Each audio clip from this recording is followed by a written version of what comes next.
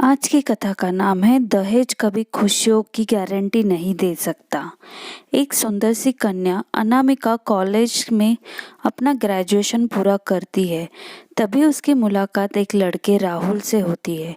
राहुल भी बहुत स्मार्ट और माता पिता का आज्ञाकारी बेटा है। दोनों एक दूसरे को पसंद करने लगते हैं। दोनों का ग्रेजुएशन पूरा होता है।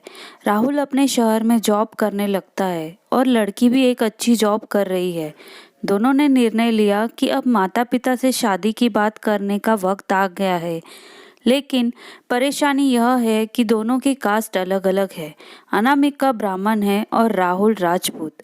राहुल के समाज में दहेज बहुत ज़रूरी है, जो कि नकद में होता है। इसके अलावा कई तरह के गिफ्ट्स और गहने की भी मांग की जाती है।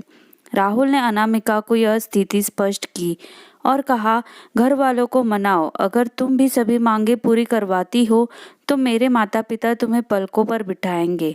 अनामिका ने अपने माता पिता से यह बात कही।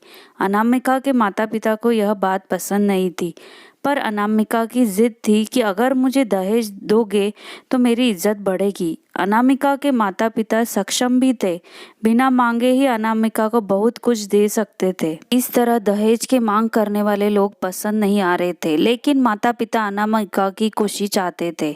उन्हें डर यह था कि कहीं उनकी बेटी ये ना सोचे कि अपनी बेटी को कुछ देना नहीं चाहते, इसलिए उन्होंने सभी शर्तें मानी। शादी में राहुल को कार, फ्लैट, फर्नीचर के साथ 50 लाख नकद दिए गए। साथ ही अनामिका को गहने भी दिए गए और सभी रिश्तेदारों को गिफ्ट्स और कपड़े भी दिए। शादी बहुत धूमधाम से की गई, कोई कमी नहीं छोड़ी गई। अनामिका को मन ही मन यह गुमान था कि कास्ट अलग होने के बावजूद माता पिता ने उसकी शादी ससुराल के हिसाब से की। अनामिका को विश्वास था कि उसे बेटी बनाकर रखा जाएगा, उसे वही प्यार दिया जाएगा जो उसके माता पिता ने दिया, क्योंकि उसने अपने ससुराल का मान रखा है। अनामिका ने अपने घर से ससुराल बिदा ली। ब्राह्मण कन्या राजपूत घर की बहू बनी।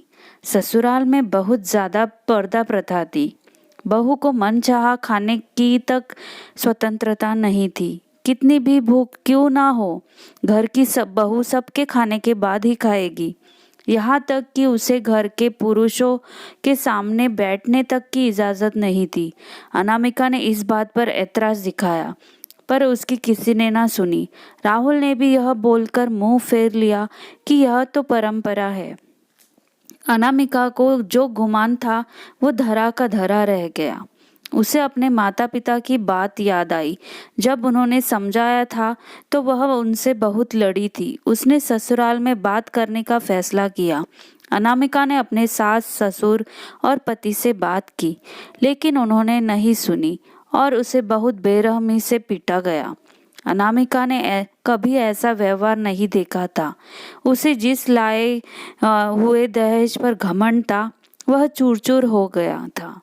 अनामिका को माता पिता से बात करने की भी शर्म महसूस हो रही थी और इसी कश्मकश में एक दिन अनामिका ने अपने आप को खत्म कर दिया।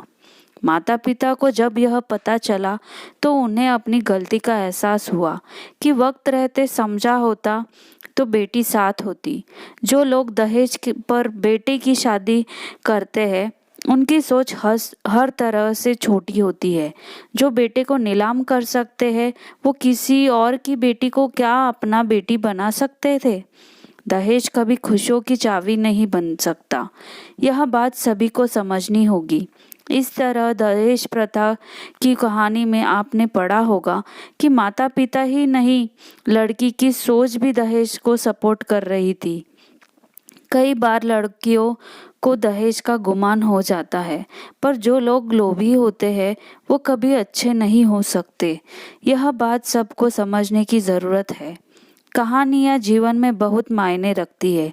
कई बार बड़ी से बड़ी डिग्री भी ज्ञान नहीं देती और एक छोटी सी कहानी जीवन बदल देती है। शिक्षाप्रद कहानी को आधार बनाकर अपने बच्चों को जीवन का सच्चा ज्ञान दे। आशा करती हूँ कि आपको आज की कथा पसंद आई होगी। अगर पसंद आई तो मुझे ज़रूर लिखकर भेजिएगा। धन्यवाद।